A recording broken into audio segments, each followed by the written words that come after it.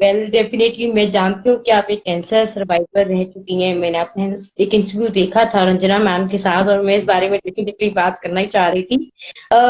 मैं आपसे एक चीज पूछना चाहूंगी कि कैंसर आपको, आई थिंक 2003 में, जैसे कि आप मुझे बता रहे थे, आप हाँ जी, हाँ लंबा जी। अरसा से अपने आप को जूझा है।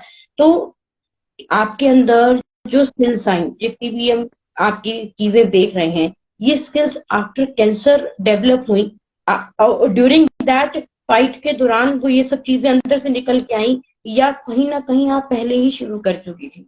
प्रभा जी, राइटिंग तो मैं 9th क्लास से कर रही हूँ। ओके। और मेरी मदर ने बहुत कोशिश करी थी कि मतलब मेरी शादी के बाद कि मैं कंटिन्यू करूँ। मैंने शादी के बाद छोड़ी थी। मेरी वो डायरी भी मैं अपने घर ही छोड़ आई थी। तो जब हम्म। मैं गई थी साल भर बाद एक बार, शुरू के दिनों में तो नहीं, लेकिन एक साल बाद जब मैं दोबारा गई, मेरी मदर ने मेरी वो डायरी पकड़ाई थी कि बेटा कोशिश करना ये छप जाए, तुम लिखती हो इसे कंटिन्यू रखना। पर हम्म। हम हिंदुस्तानी औरतों की बड़ी अच्छी आदत होती है कि हम चीजें छोड़ने में बिलीव करते हैं। बिल्कुल। तो वही हुआ, मैंने आकर के उसे अपनी अलमारी में बंद कर दिया और फिर नहीं लिखा। 2017 में मेरी बेटी को स्कूल में सीसीए में कुछ काम था कि वो उसमें जो टीचर थी वो हिंदी की टीचर थी। तो उसने कहा कि पोएट्री हम्म। सुनानी है। और मेरी बेटी का वाई से वो है इनिशियल, तो सबसे आखिर में आता था। उसको वो लगा कि मैम तो सबके साथ रिसाइट कर रही हैं, मुझे नहीं सुन वो करना ऐसा पोयम जो मैम साथ में रिसाइट करे, मुझे ऐसी करनी जो मैम को भी ना पता हो। तो उसने ओके। मुझे आके बोला कि मामा ऐसे करना। मैंने कहा बेटा मुझे तो नहीं आज पता कोई ऐसी पोयम, क्योंकि वो हिंदी की टीचर है तो ऑब्वियस उसको तो सब कुछ आता होगा। तो मतलब ही नहीं है हम्म। कि आप ऐसी कोई पोयम मैं आपको दे दूं जो वो नहीं जानती। उसने तब कहा कि मैंने आपकी अलमारी में एक डायरी देखी थी, ओ माय उसमें गॉड। आप छोटी छोटी पोएट्रीज लिखी थी हिंदी में। बहुत ज्यादा तो मुझे नहीं समझ में आई, लेकिन ये समझ में आया कि आप पोएट्री लिखती हो। हाँ लिखती तो थी, तो आप वो दे दो।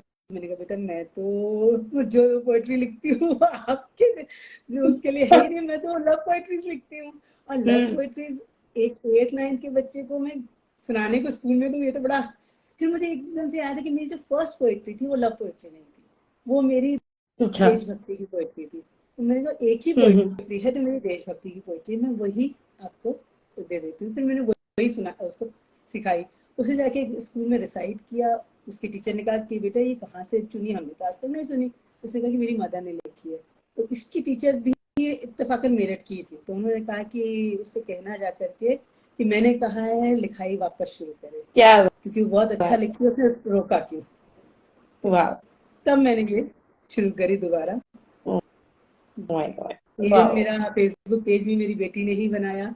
उन्हीं लोगों का वो था कि आपका काम नहीं, मैंने कहा तो कौन पढ़ेगा, तो कहते कि आपका काम नहीं है, जिस तक पहुंचना है उस तक पहुंच जाएगी। हम्म। आपका काम है सिर्फ हम्म। अपने आप को बढ़ाना।